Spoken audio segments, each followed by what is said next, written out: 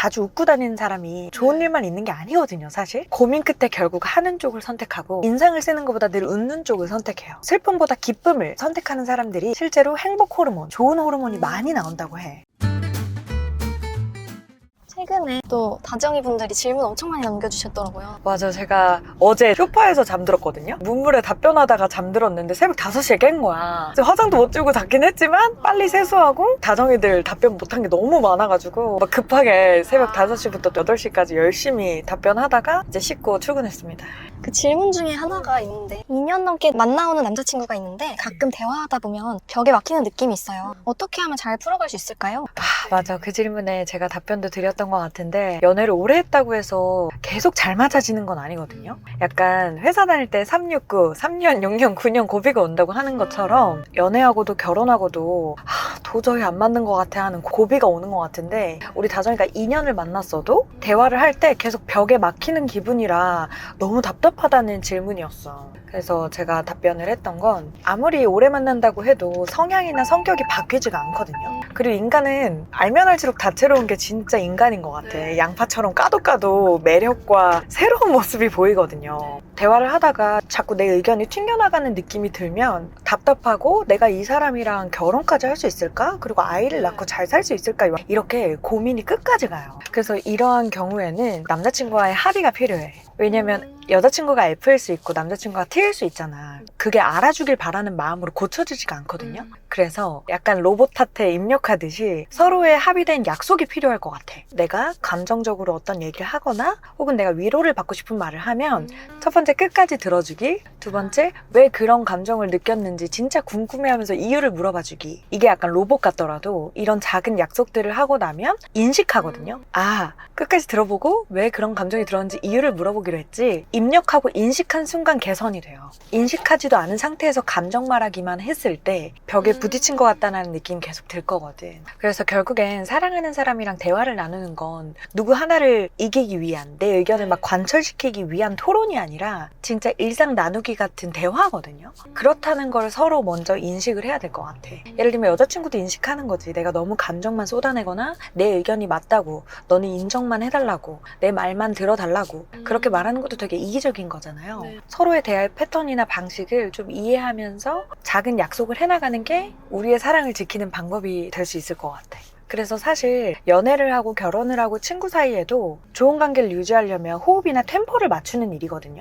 결국 한 방향을 가기 위한 속도, 템포, 그리고 한 팀이라는 마음가짐, 이런 것들이 중요할 것 같아요. 진짜 절친인데 제 얘기를 아무렇지 않게 여기저기 말하고 다녀요. 괜히 싸움 만들기 싫은데 이런 상황에서 티 안 나게 선 긋는 방법이 있을까요? 다른 사람의 말을 누군가의 입에서 듣는 일은 정말 기분이 나쁘거든. 그래서 내가 준 마음에 비례해서 그만큼이 오지 않는 것은 오케이인데 그거보다 더 평가절하돼서 내 마음이 돌아오면 너무 슬픈 일이에요, 사실. 근데 나는 이기심이라는 말이 되게 부정적인 단어는 아니라고 생각하거든요. 그러니까 나를 지키는 마음인 것 같아요. 그래서 사실 나의 다정함의 총량도 한계가 있어요. 그래서 누구에게나 모든 사람에게 다정하란 말이 아니거든. 내 다정함의 총량과 내 다정함의 에너지가 지켜지려면 알맞게 사용하는 게 굉장히 중요해요. 그래서 그런 친구들한테는 사실 어느 정도의 선을 그어도 괜찮아. 그게 상대에게 차가워지는 게 아니라 오히려 내 온도를 지키면서 상대와 거리를 유지하는 거거든요. 오히려 너무 친한 친구나 너무 불타는 사랑은 금방 식어요. 그래서 뜨뜻미지근한 관계나 그냥 적당히 1년에 몇 번 보는 친구들이 훨씬 오래 가거든요. 서로의 시간이나 일상이나 존재를 잘 지키면서 호흡 맞춰가는 사이가 훨씬 오래 가거든요, 실제로. 결국엔 다정한 사람들이 오래 가기 위해서는 나를 잘 지켜내는 선을 잘 긋는 사람이다 라고 생각해. 저도 선 되게 잘 긋거든요. 그리고 말을 함부로 놓지 않는 것도 상대에 대한 존중이지만 나에 대한 존중이에요. 그래서 그 선을 두는 것은 이기적인 거리감이 아니라 건강한 관계를 유지하는 배려의 시작점을 긋는다고 생각해. 제가 책에도 썼던 인용구가 있거든요. 리처드 도킨슨이라는 분이 썼던 이기적인 유전자라는 책에서 나온 문구예요. 내가 가지는 이기심이 사실상 유전자의 생존 전략이래. 이기심은 나를 위한 다정함이다. 내 진심에 먼저 귀를 기울이고 내가 진짜 원하는 선택을 할 수 있도록 돕는 일, 그건 나를 지키는 일이다 라는 문장이 있어요. 그래서 나는 이 문장을 읽고 그래, 다정함은 나를 지키는 행동이고 어느 정도 선을 긋는 것은 나의 온도를 유지하기 위함이구나 라는 생각에 확신이 들었던 것 같아. 30대 초반 여자 다정이에요. 할 일은 미친 듯이 쌓였는데 몸은 안 따라주고 별말 아닌데도 찔려서 하루 종일 기분 다운될 때 있잖아요. 혜니크님은 이럴 때 어떻게 하시는지. 진짜 일상이 너무 바쁘고 내가 예민해져 있으면 지나가는 말이나 상대방이 의도하지 않은 행동에도 내가 너무 예민하게 받아들일 때가 있거든요. 그때 나는 즉시 해야 돼. 지금 내가 휴식해야 될 때구나 라는 그런 신호가 있어요. 원래 진짜 성공한 사람들이나 정신 건강한 사람들은 뭘 많이 하냐면 잠을 사수해요. 잠을 푹 잔다고 하거든요. 잠을 자는 이유는 내가 그 불편했던 감정이나 불편한 마음을 한번 리셋하는 역할들을 해줘요. 그래서 좋은 호르몬이 나의 나쁜 생각을 가져가게 만들거든요. 그래서 잠을 푹 자라는 게 내가 예민하지 않게 좋은 선택들이나 좋은 언행들이나 좋은 다정함을 발휘하기 위해서 저도 잠을 되게 중요하게 생각한다고 어떤 인터뷰에서도 얘기했었어요. 그래서 사실 내 기분 관리를 하는 게 내 인생 관리를 하는 것 같거든. 그래서 이렇게 삶을 들여다보면 사람을 이분법적으로 나눈다라고 했을 때 부정적인 사람과 긍정적인 사람으로 나눌 수 있고 결국 실행하는 사람과 결국 고민 끝에 실행하지 않은 사람들이 있어요. 이렇게 두 가지로 사람을 나눌 수 있다라고 생각하면 어떠한 상황에 늘 누군가를 칭찬하는 사람이 있고 늘 누군가를 비난하는 사람이 있거든요. 어떤 작은 일에도 기쁨을 크게 느끼는 사람이 있고 작은 행복이나 큰 행복에도 크게 기쁨을 느끼지 못하는 사람들도 있어. 단순한 이분법적인 사고가 아니라 나의 선택의 기준을 좀 긍정적인 주파수에 맞추고 가볍게 만드는 사람의 마음에서 나온다고 생각하거든요. 진짜 우아한 사람들의 특징은 마음의 여유가 있어요. 그리고 평안한 인상과 그리고 늘 좋은 선택들을 하려고 해요. 고민 끝에 결국 하는 쪽을 선택하고 인상을 쓰는 것보다 늘 웃는 쪽을 선택해요. 자주 웃고 다니는 사람이 좋은 일만 있는 게 아니거든요, 사실. 웃으면 복이 온다고 하잖아. 웃어서 복이 오는 거지 복이 와서 웃는 건 아니에요. 그래서 누군가를 칭찬하는 쪽을 선택하는 사람, 누군가의 장점을 보는 사람을 선택하는 사람, 슬픔보다 기쁨을 고르는 쪽을 선택하는 사람들이 실제로 행복 호르몬, 세로토닌이나 좋은 호르몬이 많이 나온다고 해. 좋은 쪽을 선택하는 사람들이 대부분 이 세상이 좀 덜 무겁지. 이 인생을 살아가는 게 대부분 조금 무겁고 버겁거든요. 근데 이 무겁고 버거운 것들을 조금 줄일 수 있는 게 좋은 선택의 기준을 하고 내 마음의 호흡을 가다듬는 일이다 라고 생각해.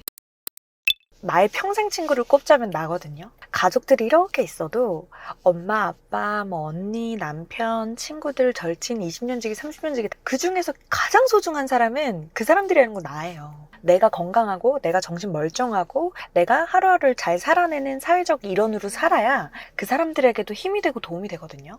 그래서 나를 잘 지키고 나의 자존감을 바로 세우는 게 1번이 돼야 돼요. 그러려면 타인을 보면서 타인과 나를 비교하거나 혹은 나를 그렇게 소중하게 생각하지 않은 사람들이 했던 말, 넌 그럴 거야, 넌 그렇잖아, 날 비난하는 말에 내가 귀를 기울이게 되면 약간 세상이 흐려지게 돼 있어요. 진짜 나를 보는 눈이 흐려져. 저는 제가 멘탈이 약간 흔들리거나 아니면 자존감이 좀 무너지는 일을 겪었을 때는 급하게 저희 어머니 집으로 가요. 그래서 어머니가 해준 진수성찬을 막 먹고 그리고 소파에 벌러덩 누워. 그럼 저희 어머니는 으이그 하면서 양말을 아직도 벗겨주거든요. 근데 그게 되게 어리숙해 보이지만 거기서 엄청난 충족감을 느끼고 자존감이 막 바로 서요. 그래, 내가 이렇게 충분히 사랑받는 사람이지, 내가 쉽게 무너질 사람이 아니지 라는 힘을 얻고 그리고 메모장을 켜요. 진짜 나를 올곧게 봐주고 나를 무조건적으로 사랑해주는 사람들이 했던 말들이 있거든요. 혜인이는 정신력이 강해. 혜인이는 무인도에 떨어져도 살아남을 거야. 혜인이가 하는 일은 결국 다 잘 되더라. 혜인이가 선택하는 건 늘 오라. 네가 있어서 참 행복해. 네가 있어서 좋아. 네가 있어서 다행이야. 이런 말들을 꺼내봐요. 그러면서 다시 나의 자존감이나 나의 멘탈을 바로 세우는 거야. 우리는 눈이 달려있기 때문에 늘 타인을 보고 살아요. 내 표정이나 내 장점을 보긴 힘들어. 그래서 타인의 눈을 통해 나를 보거든요. 그러면 좋은 타인을 선택해야 돼. 나를 올곧게 봐주고 나의 장점을 봐주고 진짜 나를 사랑하는 사람의 눈을 봐야 내가 보여요.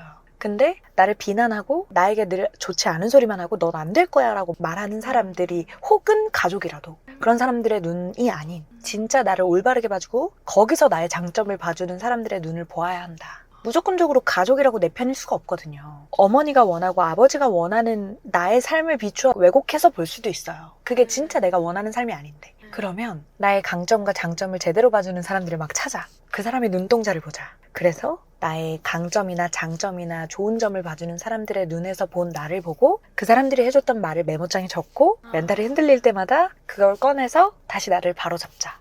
나를 지키는 건 나밖에 없어요. 내 마음과 내 정신과 내 멘탈을 아이 달래듯이 달래다 보면 그래 다시 할 수 있어, 다시 해보자 라는 마음이 또 쌓이거든요. 제가 책에도 어떠한 그래프를 그려 넣었어요. 인간은 결국 올곧은 방향으로 가면 되는데 나의 컨디션 밸런스가 네. 떨어질 때도 있고 오를 때도 있어. 네. 그래서 내가 떨어질 때 그 나를 믿어주는 사람들의 눈을 보면 다시 올라가. 그 나를 믿어주는 사람들의 말을 들으면 다시 기운이 생겨.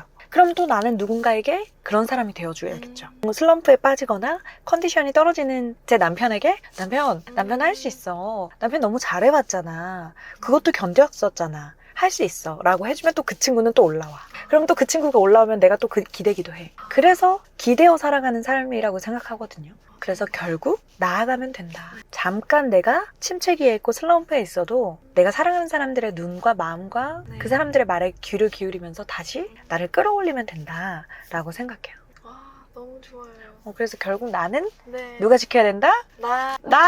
내가 지켜야 된다. 아무도 날 지켜줄 수 없다. 내가 날 지키기 위한 방법들을 저의 방법이 아니더라도 분명히 자기가 알고 있는 자기를 지킬 수 있는 방법이 있을 거야. 야식을 먹어도 좋고요. 운동을 해도 좋아요. 그리고 살을 빼도 좋고요. 살이 쪄도 돼요. 근데 내 자존감만은 지키자라고 생각해요. 되게 건강하지 못한 연애를 하시는 분들이 많은 것 같아요. 질문으로 드리면 남자친구와 함께 관계를 좀 더 진지하게 가져가고 싶은데 어떻게 하면 좋을까요? 한 1년 정도 넘게 만나면 안정적이기도 한데 서로의 존재나 서로의 일상이 당연해지기도 해요. 결국 이 사람과 신뢰 자본을 쌓아서 결혼까지 가고 싶은 생각이 있다면 또 이런 질문을 했으면 좋겠어요. 첫 번째는 내가 널 속상하게 만드는 행동이나 말이 있어? 라는 질문을 해보는 거예요. 근데 사이가 좋을 때, 약간 다툴 때 하면 이게 싸움이 돼요. 그러면서 내가 막 말을 덧붙이기 시작하거든. 그래서 사이가 좋을 때 혹시 내가 너한테 속상하게 하는 말이나 행동이 있어? 라는 질문을 하면 난 다 좋은데 너가 나한테도 뭐 물어봤으면 좋겠어 라든지 그래서 또 그 얘기를 해봤으면 좋겠어. 저보다 저희 남편이 훨씬 더 다정하고 섬세하거든요. 뭐 예를 들면 그거 해. 그거 빨래 그거 넣어. 이런 게 아니라 빨래 넣어줄 수 있어? 라고 말을 한다든지 조금 이렇게 단언하고 통제하고 시키는 용어보다 질문의 용어를 조금 더 좋아해요, 저희 남편은. 그래서 제가 이런 질문을 했을 때 서로 기분 좋게 부탁을 하더라고. 나한테 질문형으로 말해줄 수 있냐? 그래도 나 충분히 하겠다. 이렇게 말하더라고요. 저도 되게 도움이 많이 됐던 질문이었어. 두 번째는 내가 자주 말해줬으면 하는 것들이 있어? 라고 물어보는 거예요. 만약에 남편이 저한테 물어본다면 저는 더 많이 사랑한다고 말해줘 라고 부탁할 것 같아. 서로 사랑하는 거 너무 잘 알고 서로 애정하고 아끼는 거 너무 잘 알겠지만 그거를 확답받고 싶은 마음이 있잖아. 사랑하는 사람 세상에 단 한 명밖에 없는데. 그리고 세 번째는 나랑 더 깊게 대화를 나눠보고 싶은 주제가 있어? 라고 물어봐 주는 거예요. 예를 들면 우리가 할미 언니랑 대화를 할 때도 강생이들이나 다정이들이나 연애하는데 경제권에 대해서는 어떻게 얘기해? 결혼을 앞두고 있는데 경제권 관련한 얘기는 어떻게 꺼내야 될까? 라는 고민이나 질문이 많았어요. 그래서 이런 내가 먼저 꺼내기는 어려운데 상대방이 먼저 물어주면 이거에 대해서 얘기하는 게 어때? 라는 싶은 주제들이 마음속에 하나씩 있을 거거든요. 예를 들면 남자친구는 깊은 사랑, 그 관계에 대한 얘기를 하고 싶을 수 있고, 그리고 여자친구는 경제권이나 앞으로의 결혼 계획에 대한 얘기를 해보고 싶을 수 있죠. 서로에게 우리가 조금 더 깊게 대화를 나눠봤으면 하는 주제가 있어? 라고 물어봐 주는 것. 그게 되게 센스 있는 물꼬가 되어줄 것 같아. 그리고 마지막으로는 사람마다 어떻게 사랑 표현을 해주는지 다 다르거든요. 예를 들면 제가 한 사람밖에 없어서 제 남편을 자꾸 예를 드는데 제 남편은 제 머리 냄새 맡는 걸 그렇게 좋아해요. 정말 싫어요. 제가 싫어하는 제스처를 보는 게 좋은 것 같아. 하지 말라고 이런 거 있죠. 그리고 저는 제 남편의 그 뱃살을 통통 치는 거 있죠. 배꼽 부분을 이렇게 치면 진짜 북소리가 나요. 얼마나 그 희열이 있는지 몰라. 막 그런 것들이 있어요. 그러니까 사랑 표현이나 애정 표현이 서로 다를 수 있거든. 내가 사랑해서 하는 행동이 저 사람이 수치스러울 수 있잖아. 저는 남편이 제 머리 냄새 맡을 때 너무너무 싫거든요. 그래서 이렇게 너무너무 싫어하는 그 반응을 보면서 행복감을 느낄 수 있죠. 그래서 서로의 사랑 표현이나 애정 표현, 행복감을 느끼는 서로의 그 행위가 많이 다르니까 그런 질문들을 통해서 서로를 더 알아가면 좋을 것 같아요. 이렇게 얘기를 꺼내지 않으면 하기 어려운 대화잖아요, 그렇죠? 그러니까 서로 둘밖에 없잖아. 나도 예를 들 사람이 이제 한 사람밖에 없어, 평생. 그래서 서로 알아가는 게 가장 중요하다. 제가 주말에 또 무무를 했는데 태도나 마인드에 대한 질문이 많더라고요. 요즘 제가 열심히 책을 쓰고 있거든요. 생각도 정리하고 우리 다정이들이 가진 고민도 많이 들어보면서 좀 세상을 대하는 몇 가지 태도들에 대한 글을 썼어요. 네. 세상을 대하는 태도들로 진짜 삶의 방향이 바뀌거든요. 성공하느냐, 성공에 다다르지 못하느냐의 차이는 세상을 대하는 태도들 때문에 나오는 것 같아요. 뭐 대단히 머리가 똑똑하고 대단히 학벌이 좋고 대단히 돈이 많아서 성공하는 게 절대 아니라고 생각하거든요. 세상을 대하는 태도가 보통 이렇게 두 가지로 나뉘더라고. 첫 번째로는 누군가 칭찬하는 사람과 누군가 비난하는 사람 이렇게 둘로 나뉘어요. 누군가에게 이렇게 칭찬을 건넬 수 있는 사람은 인복이 많거든요. 왜냐하면 상대의 단점보다 장점이 훨씬 더 많이 보이기 때문에 칭찬을 많이 건네요. 피디님 이것도 잘하시네요. 피디님 이번 1차본 너무 좋았어요. 타이틀 너무 좋은데요? 이렇게 상대의 강점이 더 많이 보이는 거죠. 이렇게 장점을 봐주고 칭찬하는 사람들이 훨씬 더 자존감이 높을 수 있거든요. 왜냐면 누군가를 칭찬할 수 있는 사람은 저 사람이 가진 장점을 잘 흡수하는 사람들이에요. 그래서 훨씬 비난하는 사람보다 자존감이 높고 그리고 칭찬을 건넬 줄 아는 사람들이 주변에 인복이 많다고 해요. 제가 어느 날 인스타를 하는데 게시물에 빠니보틀님 게시물이 뜨는 거예요. 뭐 빠니보틀 뭐 인성 어쩌고 저쩌고 하는 이런 빠니보틀 인성을 논하는 게시물이었어요. 예를 들면 빠니보틀님 우리가 CF 현장에서 실제로 만나봤지만 엄청 프로페셔널 하거든요. 제가 CF 연출을 할 때에도 엄청 귀 기울여 들여주시고 그쵸? 10시간이 넘는 촬영에서도 에너지가 지치지 않으셨잖아요. 그렇게 실제로 빠니보틀님을 보고 경험한 사람들은 빠니보틀님이 예의가 없거나 무례하거나 그리고 뭐 인기가 많다고 겸손하지 않은 태도를 가진 사람이 절대 아닌데 그 게시물에서는 악플이 너무 심한 거예요. 그래서 왜 이렇게 빠니보틀님을 비난하는 사람이 많을까라는 이 안타까운 이 속상한 마음에 제가 댓글을 달았어요. 제가 본 빠니보틀님은 이런 분이다 라는 댓글을 달았는데 거기에 좋아요가 600개가 넘게 찍힌 거예요. 그래서 저는 너무 뿌듯하고 감사했지. 내가 본 빠니보틀님을 동일하게 본 누군가를 칭찬할 수 있는 사람들이 분명히 있구나 라는 생각이 들더라고요. 약간 우리 하루를 이렇게 돌아보면 생각보다 기쁜 일도 많고 생각보다 슬프고 우울한 일도 많고 생각보다 지치는 일도 많거든요. 그러니까 하루 안에 막 감정의 널뛰기를 충분히 할 수 있어요. 아침 9시에는 너무 지쳤다가 막 너무 기쁘게 점심시간을 보내. 근데 눈 깜빡할 새 점심시간이 끝났네? 그러니까 막 슬픈 거야. 정말 초단위, 분단위, 시간 단위로 나의 감정을 오락가락 할 수 있는 요소들이 우리를 진짜 쥐고 흔들 수 있는 요소들이 많아도 너무 많아요. 근데 이 우리를 시험에 들게 하는 이 하루 속에서 대체로 기쁨을 선택하는 사람이 있고 대체로 우울하고 슬픔에 머무는 사람이 있어요. 딱 회사에 왔는데 내가 좋아하는 간식이 막 가득 채워져 있어. 근데 그걸 보고 뭐야 일주일 만에 금방 또 떨어지겠네 이러는 사람이 있고 이거 진짜 내가 너무 먹고 싶었던 건데 뭐 럭키비키 하잖아 하면서 그 간식을 자리에 두는 기쁨이도 있고 그러니까 동일한 상황에서도 내가 느끼는 감정이 우울과 슬픔일 수도 있고 때때로 기쁨일 수가 있어요. 그런데 이 선택에 있어서 대체로 기쁨을 선택하는 사람들이 행복과 성공에 가까운 사람인 거지. 이게 성공하는 삶, 행복한 삶, 행복의 정의가 대단히 어려운 거라고 생각을 하는데 딱 둘 중에 하나예요. 그 둘 중에 하나에서 무엇을 택하는지가 많이 달라지거든요. 기쁨을 택할지 슬픔이나 우울을 택할지 이 두 개 중에 하나일 뿐인데 이게 대단히 어렵다? 이건 100% 내가 통제할 수 있는 거거든요. 제가 주말에 이제 또 우리 다정이들이랑 무무를 했는데 제가 가장 어려운 질문이 이런 거야. 저 사업하고 싶은데 뭐부터 할까요? 저 유튜브 하고 싶은데 뭐부터 할까요? 저도 CEO가 되고 싶은데 뭐부터 하면 될까요? 저 퇴사하고 싶은데 어떻게 할까요? 이런 질문들 있죠. 저한테는 제일 어려운 질문이야. 그 질문들은 약간 막힌 질문 같다는 느낌이 들어요. 왜냐면 답이 나한테 있거든. 또 세상을 대하는 태도들에 있어서 결국 하는 사람과 결국 고민 끝에 안 하는 사람 이 두 가지로 나뉘는 것 같더라고. 유튜브 하고 싶은데 할 건데 뭐부터 해야 될까요? 라는 고민을 아마 한 3년 하셨을 거야. 창업하고 싶은데 어떤 아이템으로 창업하면 될까요? 아마 5년 뒤에도 창업 못 하실 거야. 누군가의 정답으로 내가 이 고민을 끝낼 수 있을 거라는 착각을 하면 안 돼. 나에게 한 5번은 질문해보는 거지. 난 뭘 잘하지? 내가 뭘 할 때 재밌지? 사람들이 뭘 좋아할까? 직장을 다니면서 할 수 있는 유튜브는 뭐가 있을까? 이런 식으로 최소한 5가지 질문을 하고 그 질문에 대한 고민을 해보고 답변을 내면서 그래도 헷갈리는 부분들은 친구들이나 뭐 저나 질문을 할 수 있는데 이 막힌 질문들이 나를 더 답답하게 해요. 하는 사람들은 있잖아요. 할까요 말까요 라는 질문은 절대 안 해요. 하는 사람들은 했는데 로 질문이 시작돼요. 퇴사를 할까요 말까요로 질문하는 게 아니라 퇴사를 했어요. 이 시간을 어떻게 알차게 보내면 좋을까요? 라는 질문을 한단 말이지. 차라리 퇴사를 하고 차라리 창업을 하고 해보고. 그리고 유튜브를 채널 개설이라도 해보고 영상 한 5개 올려보고 그렇게 질문하거나 그렇게 해내는 게 세상을 대하는 올바른 태도라고 생각해요. 그러니까 이게 굉장히 쉬워 보이는데 이 모든 것을 해내야 되는 건 나밖에 없기 때문에 또 외로운 싸움이기도 해. 진짜 많이 하는 얘기 중에 하나가 네. 다정하면 호구되는 거 아니냐.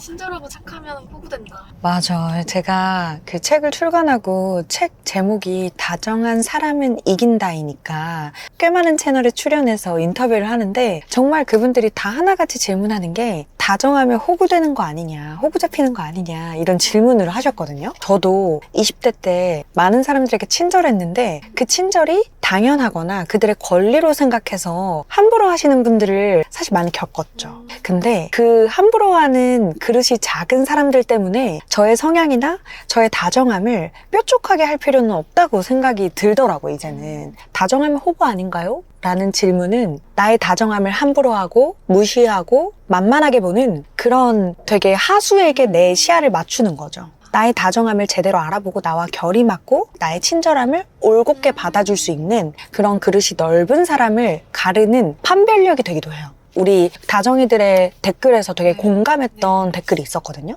저는 일부러 더 친절합니다. 사람을 가릴 수 있거든요. 라고 하더라고. 무서운 사람이야. 그래서 다정하고 친절한 사람 함부로 대하잖아요? 쥐도 새도 모르게 멀어져 있을 거야. 매일 매 순간에 우리는 다정할 수 있는 기회를 얻거든요. 아침에 출근할 때 어린아이를 만난다던가, 그리고 아침에 출근해서 회사 사람들을 마주해서 인사를 나눈다던가, 아니면 퇴근해서 부모님이랑 통화하게 되는 일이 있다면 언제라도 우리는 다정할 수 있는 기회가 있어요. 우리는 생각보다 주체적인 삶을 살거든요. 다정하면 선택이에요. 시니컬 해도 되고 다정해도 돼요. 어떤 걸 선택하느냐, 어떤 걸 선택해야 나를 더 넓고 높게 살아갈 수 있게 하느냐. 그래서 나의 그릇과 나의 재산과 나의 범위를 얼마나 넓게 만들 수 있느냐의 차이인 것 같아요. 그래서 제가 생각하는 다정함은 단단한 사람들의 무기이고, 그 단단한 사람들은 이 다정함으로 나의 세상을 훨씬 더 넓혀간다라고 확신이 들었어. 그래서 다정하고 친절한 단단한 사람을 함부로 하지 마세요. 그 사람은 엄청난 불행의 업겹의 시간을 거쳐서 아주 빛나는 사람이기 때문에 당신에게 다정함을 베푸는 것일 뿐이거든요. 그래서 다른 사람이 나의 친절함과 다정함을 무시하거나 혹은 날 호구로 본다고 해서 나를 바꿀 필요는 없어요. 내가 인상 쓰고 뾰족해지고 예민해지면 있잖아요. 나에게 원래 오려고 했던 기회와 복도 걷어차는 일이 발생해. 그래서 나의 다정함과 친절함을 올바르게 봐주고 감사히 돌려줄 수 있는 사람을 주변에 두다 보면 엄청 많은 복과 재산과 행운이 막 몰려들어올 거예요. 책 출간을 앞두고 제가 가진 무기는 이건데요. 당신들이 가진 무기를 한번 꺼내 보아주세요 라고 조심스럽게, 진짜 어렵겠지만 조심스럽게 이전 영상에 부탁을 드렸는데 정말 많은 분들이 엄청 단단하고 다정한 사람이더라고요. 그리고 재산이 정말 많더라고요. 비교할 수 없을 만큼 많은 재산들을 가지고 살더라고 다들. 그러니 함부로 욕하거나 판단하거나 치부하는 일은 없어야 돼요. 진짜 함부로 할 수 없는 진짜 대단한 시간들을 거쳐온 사람들이지. 그리고 품고 있을 수 있고 그 불행 속을 걷고 있을 수도 있고. 자, 그래서 우리 다정이들의 재산을 읽어주는 시간을 가지려고 해요. 그래서 잠시 어디 주차를 하고 댓글을 한번 읽어보겠습니다. 첫 번째는 저의 동기 환우들을 만났어. 그래서 너무 반가운 마음에 첫 번째 댓글은 이거를 꼽아봤습니다. 안녕하세요. 저 또한 루푸스를 앓고 있습니다. 평소에 영상으로 몇 번 뵀었는데 루푸스를 앓고 계신지는 몰랐어요. 제가 루푸스 환자라는 사실을 5년이 지난 지금도 온전히 받아들이지 못하는 것 같아요. 감추고 싶고 모르는 척. 그저 큰 약점으로만 생각하고 있었습니다. 하지만 오늘 영상을 보고 많은 생각을 하게 됐어요. 실패나 약점이 아닌 이 또한 나에게 새로운 삶의 기회를 주는 무기가 되어줄 수도 있겠구나 하고 큰 용기를 얻었어요 라고 하시더라고. 그래서 제가 이 댓글을 읽고 와 진짜 저랑 비슷한 생각들로 이 난기류 비행처럼 온 루푸스를 이겨내고 계시는 과정에 있구나 라는 생각을 했어요. 저도 그때 처음 진단을 받고 주치의 선생님이 이랬어요. 이제 평생 공주처럼 사시면 됩니다 라고 하시는 거예요. 근데 그 말이 내 몸을 공주님처럼 소중하게 다루면서 살아라 라는 이야기였어요. 그래서 그간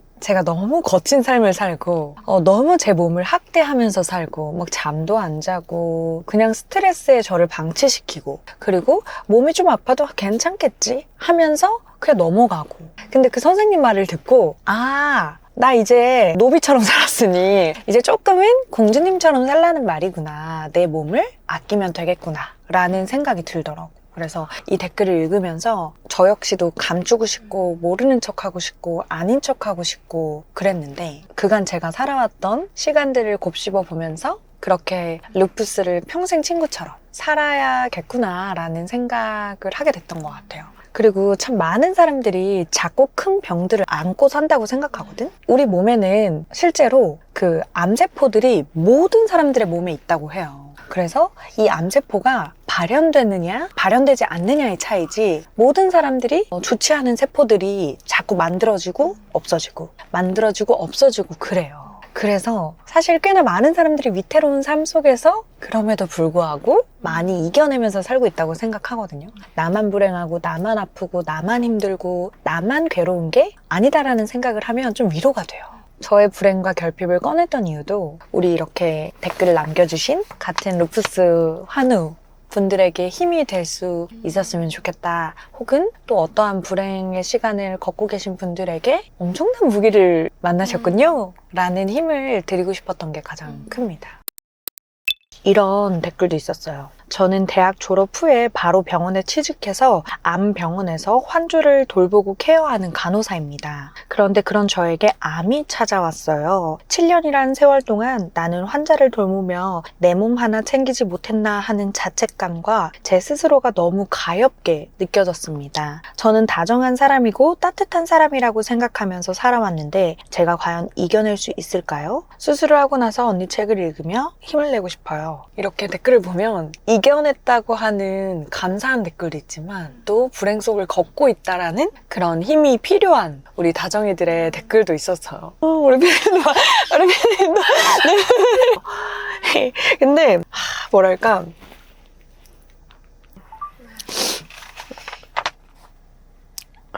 그래서 제가 마음으로 확 와닿았던 이유가 우리 간호사 선생님이 암 환자분들을 보면서 얼마나 고통스러우시고 얼마나 아프셨고 그리고 또 완치하신 분들도 있겠지만 또 떠나보낸 분들도 눈앞에서 많이 보셨던 또 천사였기 때문에 많이 겁나실 것 같아요. 그런데 내 몸 안에 세포들이 퍼지는 것은 내가 제어할 수가 없으나 내 머리와 정신과 마음으로 일으키는 좋은 호르몬들이 이 암세포와 싸워주지 않을까. 그래서 저의 책과 혹은 저의 마음이 좋은 호르몬을 일으킬 수 있다면 제가 암세포 한 마리는 책임지고 물리쳐 드릴 수 있지 않을까라는 좀 에너지와 힘을 드리고 싶어요. 그리고 북토크를 하는 날 가능하시다면 또 이렇게 마주뵐 수 있다면 제가 꽉 안아드리면서 제 에너지와 저의 좋은 호르몬을 나눠드리고 싶습니다.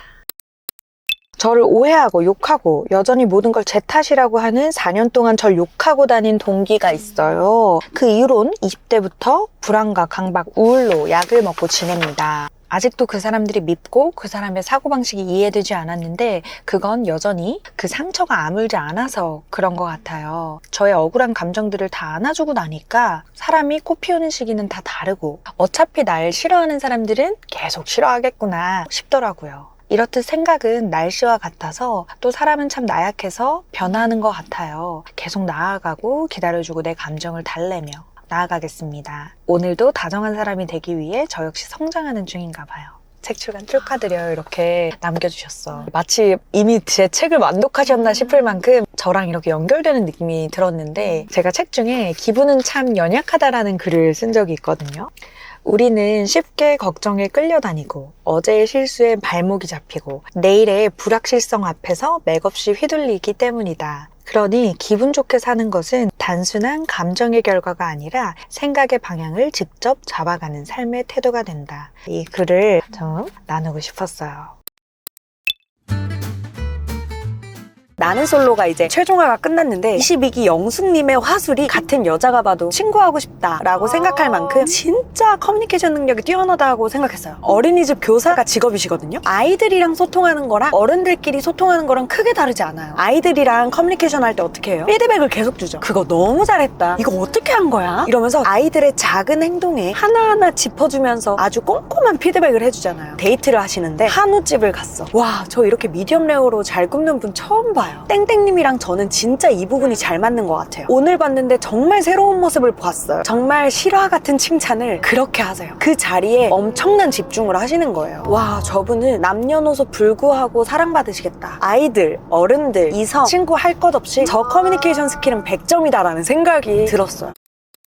스스로 인연을 만들지 못하는 사람 특징인데 우리가 아까 얘기했잖아. 여자가 남자 첫인상 볼 때 중요하게 생각했던 거. 근데 이거를 이성을 떠나서 인간적인 매력이랑 똑같거든요. 예를 들면 내가 난 I형도 아니고 E형도 아닌데 나이가 들수록 처음 본 사람들이나 새로운 사람들이랑 친해지기가 되게 어렵다라고 생각하시는 분들이 왕왕 있을 거예요. 그런데 그런 분들의 주요한 특징이 뭐냐면 첫 번째로는 상대에 대한 관심이나 질문을 하기를 어려워요. 상대에 대한 관심을 갖는 게 민폐라고 생각할 수도 있을 것 같아. 상대에게 관심을 가지고 질문을 하는 방법을 모르니까 말 붙이기가 어려운 거예요. 굉장히 부담을 가지고 있거든. 이 질문을 해도 되나? 이 관심을 표현해도 되나? 내가 이 나이를 여쭤봐도 되나? 그런 걱정과 불안이 많을수록 상대에게 너무너무 조심하게 돼요. 너무너무 조심하니까 말도 쉽게 놓질 못해. 그러니 당연히 작고 사소한 질문도 하지 못해. 그러니 절대 가까워질 수가 없는 거야. 좀 쉽게 하려면 누가 봐도 팩트인 질문들을 하는 거야. 예를 들면 우리가 독서 모임에서 만났어요. 책에 관심 있으셔서 오셨나 봐요. 어떤 카테고리의 책을 좋아하세요? 제가 얼마 전에 어떤 작가님의 팬사인회를 다녀왔는데 하면서 팩트인 사실을 기반으로 하나씩 말을 붙이는 거예요. 그러면서 모든 신경을 상대의 답변에 촉각을 곤두세우고 있잖아? 그러면 상대의 성향이 파악이 되거든요.